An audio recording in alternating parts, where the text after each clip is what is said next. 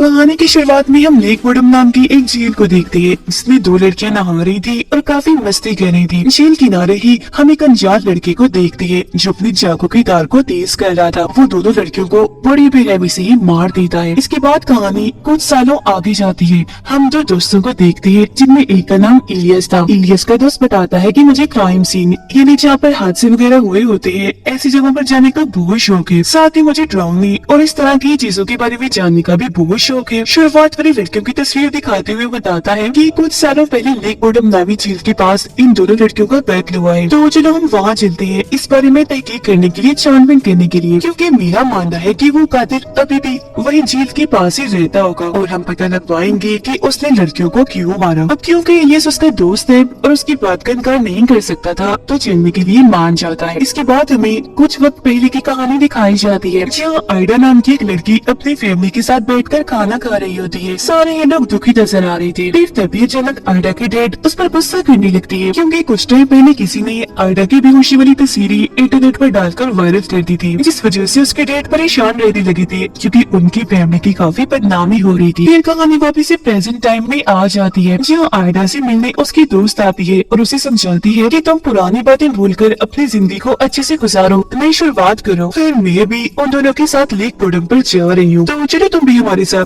बहुत मजा आएगा और तुम्हारा मूड भी अच्छा हो जाएगा। तो इस पर आइडा मान भी जाती है। आइडा के घर के बाहर इलियस और उसकी दोस्त को गाड़ी में देखते हैं जो उन दोनों को लेने आए थे और इंतजार कर रहे थे और ये चारों लेक बोडम के लिए निकल जाते हैं। जहाँ ये पहुँच तो जाती है पर वहाँ से आगे जाने का रास्ता एक जंजीर से बंद किया हुआ था। दरअसल उन लड़कियों के कत्ल के बाद से ही पुलिस ने इस झील पर लोगों का आना बंद कर दिया था, पर इलियस जंजीर तोड़ने का कहता है जिसे तोड़कर ही आगे निकल आते हैं। झील के पास पहुँच गए थे और वहाँ टेंट लगाने लगते हैं। फिर रात को आइडा और इलियस का दोस्त आग के पास बैठकर बातें कर रही थी जहाँ वो आइडा को यहाँ हुई दोनों लड़कियों के खून के बारे में बता रहा होता है, जिस पर वो कहती है कि हाँ मैंने भी सुना था इस केस के बारे में। तभी उनके दोनों दोस्त भी वहाँ आ जाते हैं। यहाँ इलियस का दोस्त उन सबको बताता है कि मैंने उस खूनी, उस कातिल के बारे में थोड़ी रिसर्च छानबीन की है, जिससे मेरा मानना है कि वो खूनी इस जगह को अपना घर समझकर यहाँ से बहुत प्यार करता है। जैसे हम लोगों को अपने घरों में कोई अनजान शख्स अच्छा नहीं लगता, वैसे उस खूनी को भी यहाँ आने वाले लोग पसंद नहीं है, बुरी लगती है। इसीलिए यहाँ आने वाले लोगों पर पहले वो नजर रखता है, फिर मौका देखते ही उन्हें मार देता है, वो भी काफी बेरहमी से, ताकि कोई दोबारा यहाँ आने की गलती ना करे। और अगर वो यहाँ रहता हुआ तो जरूर छुपकर वो हम पर भी नजर रख रहा होगा। टेंट में सोने के लिए जाने लगती है पर तभी आइडा की नजर झील की दूसरी तरफ जाती है जहाँ टॉर्च लाइट जल रही थी और उसका रुख इनकी तरफ ही था। उसे शक होने लगता है तो इस बारे में खुशी बताती है, पर इलियस का दोस्त कहता है कि घबराओ नहीं, वहाँ कोई नहीं है और वैसे मेरा नहीं ख्याल कि हमारे अलावा यहाँ कोई और आया भी होगा, तो परेशान ना हो, चलो सोने चलते। और वो तो सोने के लिए चला जाता है पर आइडा नहीं जाती, बल्कि वो तो नहाने के लिए झील में चली जाती है। उसे तभी महसूस होता है जैसे कोई उस पर नजर रख रहा है। वो जैसे पीछे मुड़कर देखती है तो वहाँ इलियस था जो उसे नहाते हुए देख रहा था। उसकी हरकत आइडा को पसंद नहीं आती तो वो उसे बुरा भला कहकर टेंट में आ जाती है। फिर आधी रात को जब ये चारों सो रही थी तो आइडा को दोबारा से किसी के होने का एहसास होता है, तो इस बारे में वो अपने दोस्त और इलियस को बताती है। तब इलियस चेक करने बाहर जाता है पर काफी देर गुजर जाने के बाद भी जब वो वापस नहीं आता तो इन तीनों को परेशानी होने लगती है। वो उसे आवाज भी लगाते हैं पर आगे से कोई जवाब नहीं आता। काफी ज्यादा वक्त गुजर गया था, वो अभी तक वापस नहीं आया। पर तभी अचानक एकदम से इलियस आकर इन्हें डरा देता है। कहना वॉशरूम के लिए आइडा की दोस्त को जाना था तो वो अकेले ही वहाँ से चली जाती है। उसके पीछे पीछे इलियस भी चला जाता है ताकि उसकी हिफाजत कर सके। उनके जाने के बाद जब आइडा और इलियस का दोस्त बातें कर रही थी तो तभी अचानक एक बड़ी सी लकड़ी उनके टेंट पर आकर गिरती है, जिससे वो बहुत डर जाती है। तो वो आइडा को समझाता है कि घबराओ नहीं, ये जरूर इलियस की शरारत है, वो लकड़ी गिराकर हमें डराने की कोशिश कर रहा है। इतना कहकर वो बाहर चेक करने भी जाता है पर वहाँ कोई भी नहीं होता। इसीलिए वो दोबारा टेंट के अंदर आकर आइडा को कहता है कि पक्का ये हरकत इलियस ने की है और जब वो वापस टेंट में आएगा तो मैं उसे सबक सिखा कर ही रहूंगा। तभी हम किसी अनजान आदमी को टेंट के बाहर देखते हैं जो चाकू से उस पर वार करके वहाँ से भाग जाता है। आयडा जब उसके मुंह से खून निकलता हुआ देखती है तो काफी डर जाती है और टेंट से बाहर आकर अपने दोस्तों को आवाज लगाकर बुलाने लगती है मदद के लिए। वो दोनों जब आयडा की आवाज सुनते हैं तो फौरन टेंट के पास आ जाते हैं। हालत देखकर काफी घबरा जाते हैं क्योंकि वो काफी जख्मी खून में लथपथ था। उन्हें कुछ समझ नहीं आती कि ये किसने किया होगा और अब हमें क्या करना चाहिए। ये तीनों उसकी जान बचाने के लिए जंगल से बाहर जाने लगते हैं। जिस दौरान आयडा की दोस्त गिर जाती है, उसका पैर काफी जख्मी हो गया था और वो आगे नहीं बढ़ सकती थी, इसलिए उन दोनों को ही वहाँ से आगे बढ़ने का कहती है। जब वो दोनों ऐसे करते हैं उसे वही छोड़कर मदद मांगने के लिए आगे बढ़ जाते हैं। रास्ते में इलियस उससे कहता है कि काफी वक्त से मैं तुमसे अकेले में बात करना चाह रहा था। जो तुम्हारी बदनामी हो रही थी वो वायरल तस्वीरों वाली, मैंने उसके बारे में छानबीन की थी जिससे मुझे पता चला कि बेहोश होते वक्त तुम्हारी तस्वीरें किसी ने बनाई ही नहीं, बस तुम्हारी बेइज्जती करने तुम्हें बदनाम करने के लिए ऐसे अफवाह उड़ा दी। अगर तुम्हें मेरी बातों पर यकीन नहीं है तो कभी तुम्हारी वो तस्वीरें तुम तक क्यों नहीं पहुँची और तो और मेरे पास भी कभी नहीं आई जिस बारे में छानबीन कर रहा था। सिर्फ यही नहीं बल्कि पुलिस को भी तुम्हारी इस तरह की कोई तस्वीर मिली ही नहीं क्योंकि ऐसी कोई तस्वीरें है ही नहीं। इलियस अब ये सारी बातें बता ही रहा था कि तभी पीछे से कोई नकाब पहना इंसान आकर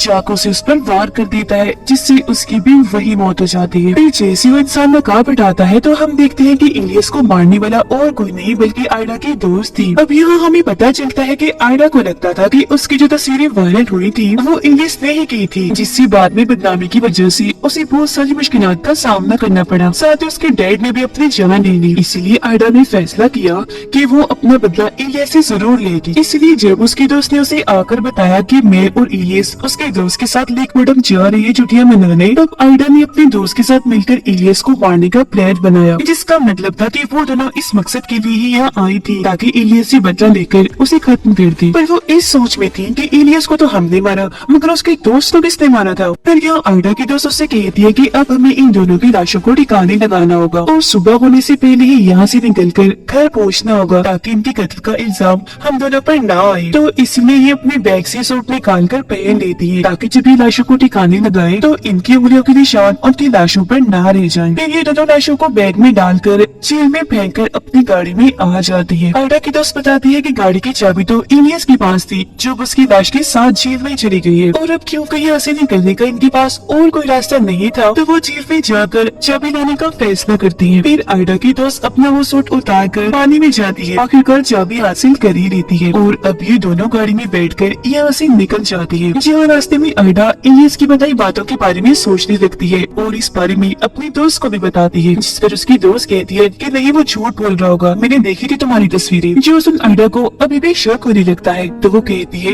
कि अगर तुमने देखी थी तो मुझे इलियस और पुलिस को वो तस्वीरें क्यों नहीं मिली। अब आयडा के इस सवाल पर उसकी दोस्त आखिरकार सच बताने के लिए तैयार हो भी जाती है। कहती है कि हाँ इलियस ने तुम्हें सही बताया, किसी ने भी तुम्हारी तस्वीरें नहीं बनाई थी मगर उस बारे में अफवाह हर जगह मैंने फैलाई थी। ये सुनकर आयडा एकदम हैरान भी रह जाती है, साथ ही काफी टूट भी गई थी क्योंकि उसकी अपने दोस्त ने उससे बदनाम किया था। तो इसलिए वो उससे पूछ लेती है कि आखिर तुमने ऐसा क्यों किया, मैं तो तुम्हारी दोस्त थी। जिस पर उसकी दोस्त इसकी वजह बताती है कि स्कूल में तुम इलियस की काफी करीब होती जा रही थी, साथ ही जब भी तुम मुझसे मिला करती थी हर वक्त बस इलियस की बातें करती रहती थी, जिससे मुझे लगने लगा कि अगर ऐसा ही चलता रहा तो तुम्हारी दोस्ती इलियस से हो जाएगी और अगर तुम दोनों दोस्त बन गए तो तुम मुझसे दूर चली जाओगी। तो इस वजह से तुम्हें इलियस से दूर करने के लिए मैंने एक प्लान बनाया। तुम जब पार्टी में आए तो मैंने तुम्हारे जूस में दवाई मिला दी जिससे तुम बेहोश हो गई। तुम्हें कमरे में लिटाने के बाद मैंने बाहर आकर तुम्हारी वो तस्वीरों वाली अफवाह उड़ा दी। पर आयडा मैंने ये कभी नहीं सोचा था कि मेरे ऐसा करने से तुम्हारी जिंदगी में इतनी मुश्किलें आ जाएंगी।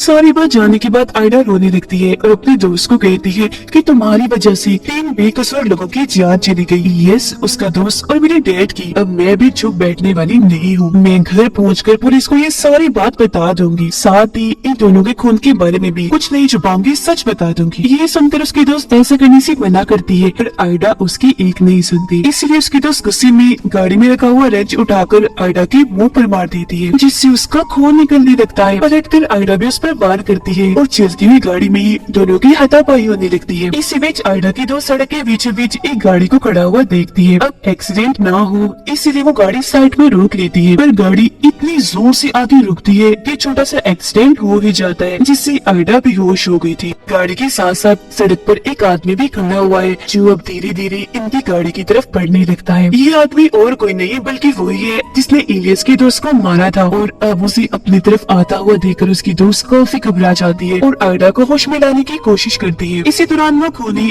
गाड़ी के पास आ ही गया था। टॉर्च मारकर जब वो गाड़ी के अंदर उन दोनों को देखता है तो एक जंजीर से उनकी गाड़ी अपनी गाड़ी के साथ बांध लेता है, उसे टो करने के लिए, खींचकर अपने साथ ले जाने के लिए। अपनी गाड़ी में बैठकर काफी तेज स्पीड में गाड़ी चलाकर उनकी गाड़ी को भी वहाँ से ले जाने लगता है। अब तक आयडा को भी होश आ गई थी। दोनों काफी डर जाती है और इस मुसीबत से कैसे निकलना है इस बारे में सोचने लगती है। तब उसकी दोस्त कहती है कि तुम गाड़ी के पीछे वाले दरवाजे से कूद जाओ, बाद में मैं भी ऐसे ही करूंगी। और अब जैसे आयडा पीछे आकर कूदने ही वाली थी कि तभी एकदम से उनकी गाड़ी उछलकर पलट जाती है। अब उनका काफी बुरा एक्सीडेंट हो गया था, जिस वजह से दोनों लड़कियां काफी जख्मी हो जाती है। उस कातिल की गाड़ी भी रुक गई थी, इसीलिए वो दोबारा से उनकी तरफ आने लगता है। अब तक आयडा को भी होश आ गई थी। वो अपने दोस्त को भी होश में लाकर वहाँ से भागने का कहती है, पर उसकी दोस्त आयडा को अकेले यहाँ छोड़कर जाने से मना करती है, जिस पर आयडा उसे समझाती है कि मैं बहुत जख्मी हूँ, तुम्हारे साथ नहीं आ सकती, प्लीज जाओ यहाँ से, भाग जाओ। अब उसकी ये बात सुनकर आखिरकार वो मान ही जाती है, जंगल की तरफ भागने लगती है। उसे खूनी ने भी देख लिया था तो वो अपने डॉग को उसके पीछे लगा देता है। यहाँ हमें इस खूनी का चेहरा दिखाया जाता है, जो और कोई नहीं बल्कि वही आदमी है जिसे हमने शुरुआत में भी देखा था, जिसने उन दोनों लड़कियों को भी खून किया था। असल में इलियस के दोस्त ने जो अफवाहें इस जंगल और इस खूनी के बारे में सुनी थी